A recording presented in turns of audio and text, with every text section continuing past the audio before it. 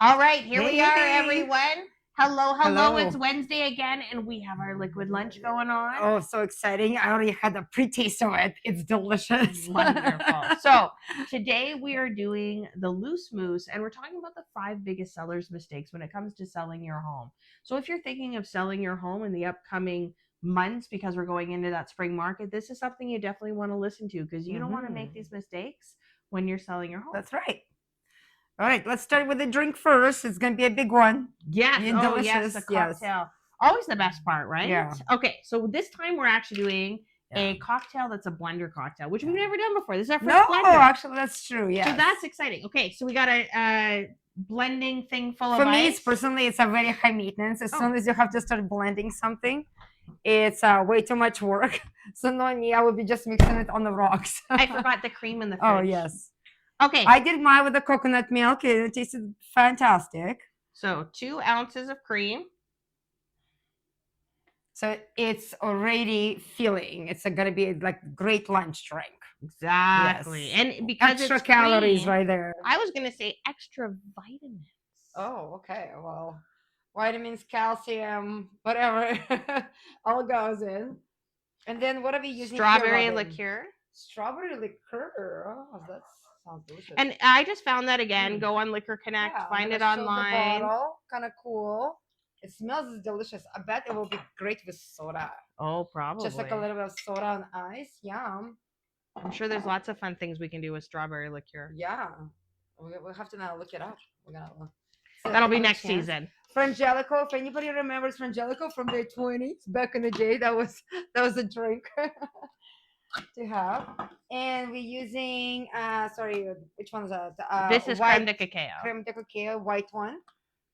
Yep. And on Anna's, we use the brown one.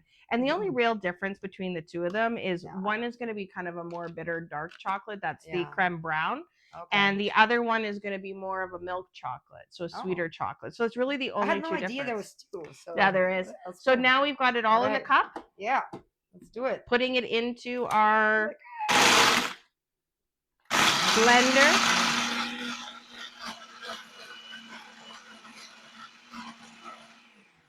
We got it nicely blended. Looks different from mine. I think it's because we use the brown creme de cacao in yours, and we use the white creme de cacao in mine. I'll have to try yours just to see if it tastes different. Yeah. Oh, it's still pretty thick. Mine is pretty thick. I'm gonna blend mine a little more. I think that's gonna make it thicker now. No, it won't. Okay. This is a ninja. I know nothing about blending.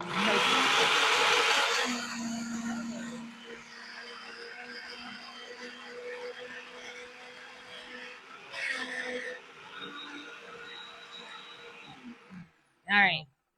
Well, we'll see what happens. We'll live with whatever it is. Because mine was pretty thick, so yeah. You might want a spoon.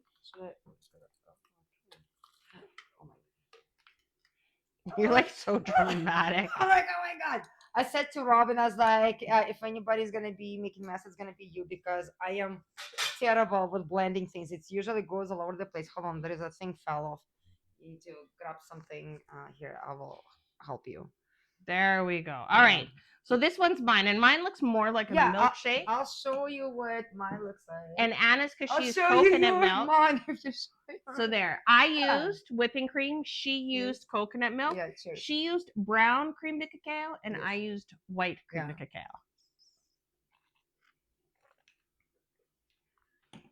Oh, I have to try yours. Yours look prettier than mine, but mine is very delicious. Okay.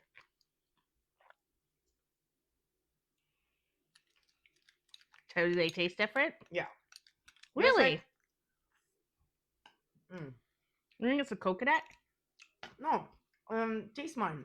Mine tastes a little bit more like a caramel, and yours tastes a little bit more like vanilla with a very light hit of strawberry. Honestly, if I was me, I would put more strawberry liqueur in it. You could. What do you think? Yours tastes more watery, but I think that's the coconut stuff. Maybe, yeah. And plus, it was sitting a little bit like for a few minutes. But I would agree. I'd probably throw in a little bit more strawberry liqueur. But it's really delicious. And like, so like it's like dessert for the patio. I need a bigger straw.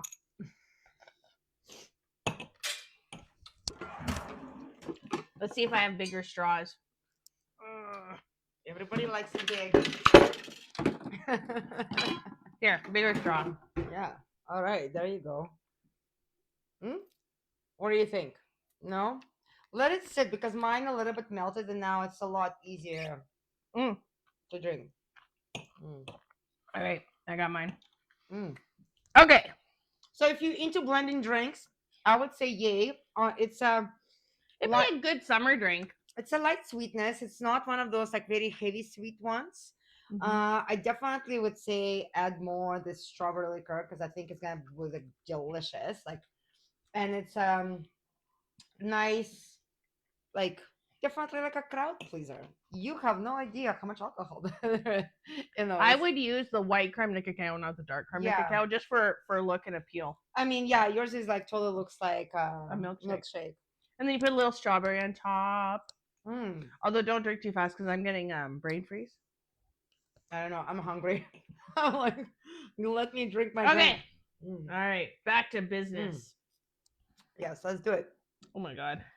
Oh, okay. Well, while she's dealing with the brain freeze, I'll start. We kind of thinking like we're going into spring, so lots of people are getting ready to sell their homes and or sell and buy. So we're talking about 5 mistakes that the sellers should be avoiding in selling their home. Absolutely, and it's not that you're doing it intentionally or maliciously. And there's more than 5, but we're sticking to we're making it easy. Yeah. So let's start with a simple one. Yeah. Overpricing your home. Now, a lot of times people can look down the street and say, well, my neighbor, they sold their home for, $600, so therefore I should sell my home for $600. And a lot of times you've got to take into account that there's a lot of small nuances that you may have to take into consideration why they got 600 and why you may be worth more than 600 or less than 600. Especially right now, if you have been following the market, you see the market is adjusting quite quickly in Calgary. The pricing adjustment, the demand is adjusting. And it's not equal for all Calgary communities or types of homes. So you really have to kind of if your neighbor has sold, and that was even like a month ago, it's not true today. The prices have been softening a little bit due to, just economic, global economy, consumer confidence, the demand that we have in here in Calgary. So you cannot get the same price that your neighbor got just based even on timing if they haven't sold like yesterday. But it's also things to consider too is, do you back into a park? Are you west facing? How big is your home? Because certain sizes can matter. If you're, let's even say, floor plans, not just not just the size, even the floor plan, number of bedrooms. But if you're 1,800 square feet and your neighbor is 2,100 square feet, you may think that that's not a lot of square footage, but it is, because you're going over certain benchmarks that make significant differences in buyers when they're looking at buying homes. Is your house newer? Does your house have old material that is no longer popular?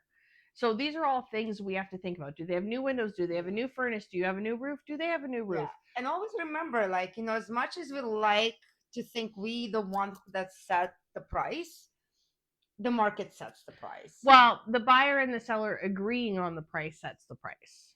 Well, yes, but if it's like too much of a difference, obviously then if the buyers think your house is 100,000 less than it you are selling it for, then you're gonna have a difficult time getting the price you're selling it for. Now, number 2 is neglecting your curb appeal. Yes. Usually people will decide within 10 seconds of seeing your home that they're going to purchase it. So walking up and seeing that first impression, and they actually say that you never get a second chance to make a first impression.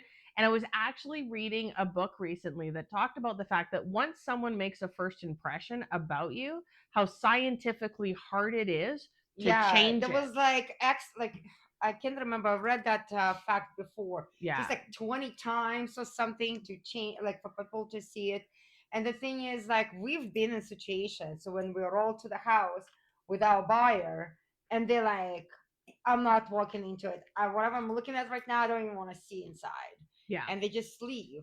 And it's really hard sometimes to convince the buyers. It's like, no, you should take a look inside. If they don't like it outside, they already have that, like, A it's predetermined yes, opinion of your that's home when right. walking And in. then most likely not gonna like anything inside either. Exactly. So that means cleaning up your outside, mowing your lawn, shoveling your walk, putting nice flowers out, Yeah. making that painting your trim, painting your front steps, whatever it is to make Yeah, the that home front look door beautiful. like is one of the first things you see besides like the walkway. So the walkway needs to be like, it doesn't have to be fancy looking, but clean and maintained. And then the front door, because it's the first thing you touch, or you're standing there while the realtor is opening the door, and that's all you look at. Absolutely. And yeah, so if it's a little bit, yeah, when the paint comes off or whatever, that's terrible. Yeah. Absolutely. Now, the next one, the third one to think about is failing to prepare your home properly. Because again, we come back down to you don't have a second time to make Yeah. that first impression. So, not staging your home, not decluttering your home, not decluttering your home enough. Yeah. And I would say, actually, a lot of times our clients will complain that their house echoes. They'll complain that it doesn't feel like their home. And when you put your home up for sale, it's not about you anymore. It's not about what you Yeah. feel comfortable with. It's about what a buyer is willing to pay for your And it's house and really what would attract creating them. the feeling for other people, right? So obviously this is not something happens if you're working with myself and Robin, because the first thing we do, we walk through your house, we tell you what needs to be done in terms of declutter, removing things. Then we have a stager, Trisha. A lot of our clients met her, she's fabulous. She'll come and she will rearrange everything in the house to look appealing to the floor plan, to the people. Like, there is that energy flow, Feng right? shui Yeah. And because the way we photograph the house as well, matters. it matters. And if your furniture is not, what do you call it, is not positioned properly for the photographs, and it looks odd. Well, and this is also coming up to our fourth point is poor quality photos, poor quality marketing, and Yeah. not in using the wrong agent, which I'm going to be honest, if you're using anyone but Anna and I, it's the wrong agent. Right? That's Yeah. just what it is. Because Anna and I are going to make sure that you've got the staging in place. And the reason we do that is because we actually pay for the staging.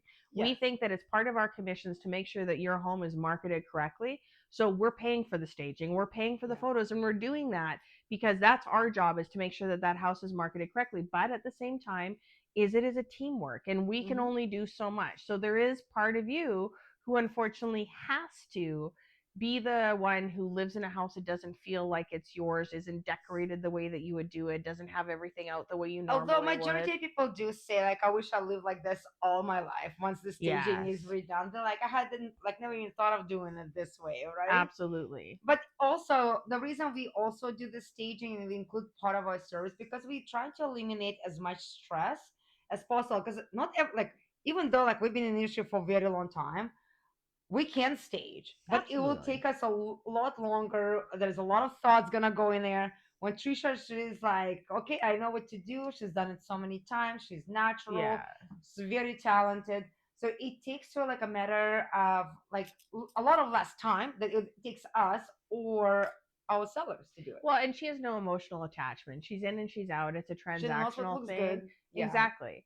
So those are all the things why it's important to get that third party opinion in there to help stage your home. But the photographers matter too. Now, I'll tell Yes. you right now, I can see the difference between, and I know Anna can too, between good photos and bad photos. And just because they're done professionally doesn't mean they're done well.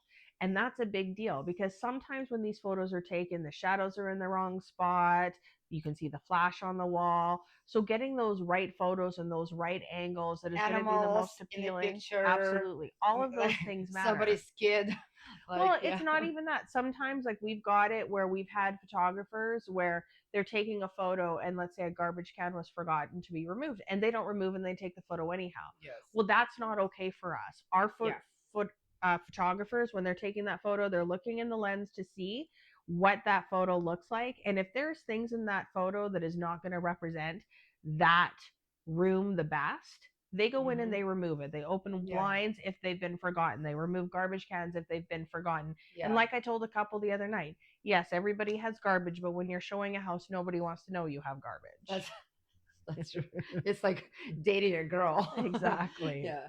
So, all right. So now let's talk about the last one, which is getting emotionally attached or inflexible during the process of selling your home. We had like a big conversation actually about this point prior the show, just kind of like what that is, how we see it as a realtors, right?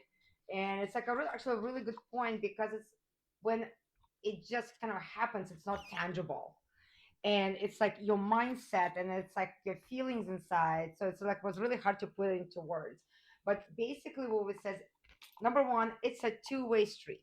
It's about negotiation between the buyer and the seller, and as soon as one of those people, one of the parties stop negotiating, we basically, that's when we kind of cannot sell the house, we cannot put the deal together. It maybe brings so to speak bad taste in your mouth, about but the bad taste in your mouth is also something like, that's an emotional statement to say, well, this is leaving a bad taste in my mouth. It's an emotional statement. It's because you're emotionally attached to what you think the value should be. You're emotionally attached to what you think the house should sell for. Now, the reality of it is like we talked about, market value is when a buyer and seller agree. Market value isn't, this is what I think it's worth and this is what everyone should pay me, or this is what I think I was cheated out of and that's all the buyer was willing to accept. It's the agreement between the two parties that make it market value. So yes, is it possible that you're not going to get as much for your home as you'd hoped? You know what? Here's the deal. Absolutely, that is possible. But for the last 5 years, most sellers got way more than they expected for their home. So remember that when you're in markets where you're not getting as much as you expect for your home, because sometimes you get more and sometimes you get less. And then depending what you're comparing to, right? Absolutely. Because it's a tough one right now, because we had such amazing 3 years of growth in Calgary and area, and now that we going into the balanced market where demand is a little bit soft, and the prices adjusting downwards, again, very different in every different community. It's The price is still up from where it was 3 years ago. We like what, close to like 30% increase, and our adjustment right now for average in Calgary is just over 2% down. That's like not a lot.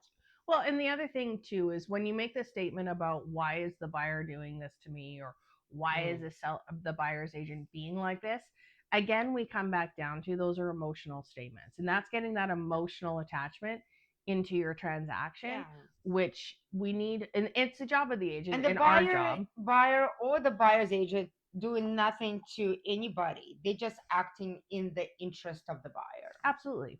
Yeah. And sitting here and saying, well, this is what I think my house should have sold for, this is what you told me my house would sell for, honestly, it's a guesstimation.